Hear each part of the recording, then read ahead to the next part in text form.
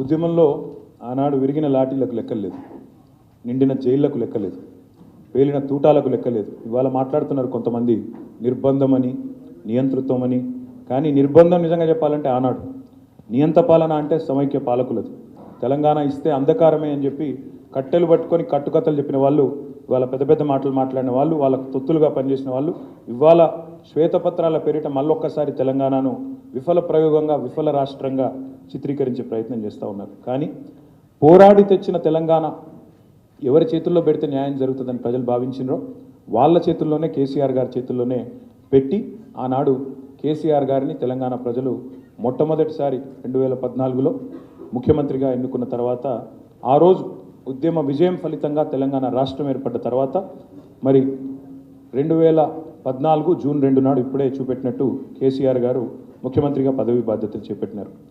చేపట్టిన నాడు పరిస్థితి ఏంటి అంటే, ఆ రోజు ఆర్థిక చిక్కులు ఒకవైపు, చాలామంది ఇలా కన్వీనియంట్గా మాట్లాడుతున్నారు. 9 ఏళ్ల తర్వాత అదేదో కంటిన్యూస్ ప్రాసెస్ అన్నట్టు, ఇదేదో 50 ఏళ్ల నుంచి ఉన్న రాష్ట్రం అన్నట్టు మాట్లాడుతున్నారు.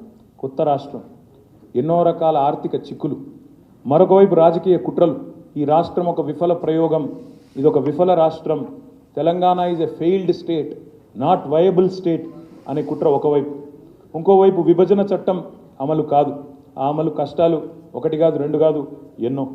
ఉద్యోగులు ఆస్తుల పంపిణీ కష్టాలు పూర్తి కాలే.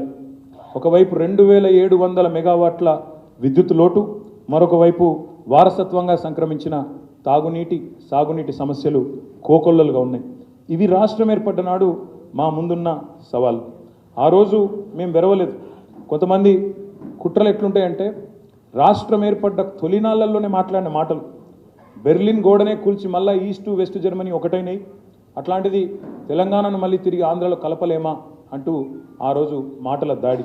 ఇంకోవైపు సరే పేర్లు ఎందుకు కానీ కొంతమంది ఆ రోజు కూడా రాష్ట్ర ప్రభుత్వాన్ని అస్థిరపరిచే ప్రయత్నం, ఎమ్మెల్యేల కొనుగోలు కోసం ప్రయత్నం, ఇంకా చాలా ఇట్లాంటి ఎన్నో జరిగినా ఆ రోజు మరి పునర్నిర్మాణ యజ్ఞం, తెలంగాణ రాష్ట్ర ఏర్పాటు తర్వాత ఒక కొత్త రాష్ట్రానికి మరి ఉన్న సవాళ్ళన్నింటినీ అధిగమిస్తూ పునర్నిర్మాణం ఎట్లా చేయాలి, శిథిలమైన తెలంగాణ, జీవన విధ్వంసం జరిగిన తెలంగాణలో ఎట్లా జరగాలి అనే ఒక ఆలోచన. Next slide. మరి ఏ రకంగా ఈ రాష్ట్ర ఆర్థిక పరిస్థితి, ఈ రాష్ట్రంలో ఉండే ఆదాయ వనరుల మీద స్పష్టత లేనప్పుడు, మరి ఈ చిమ్మ చీకట్ల నుంచి ముందుకు ఎట్లా పోవాలి అన్నప్పుడు ఆ రోజు ఈ రకమైన కార్యక్రమాలు తీసుకున్నాం.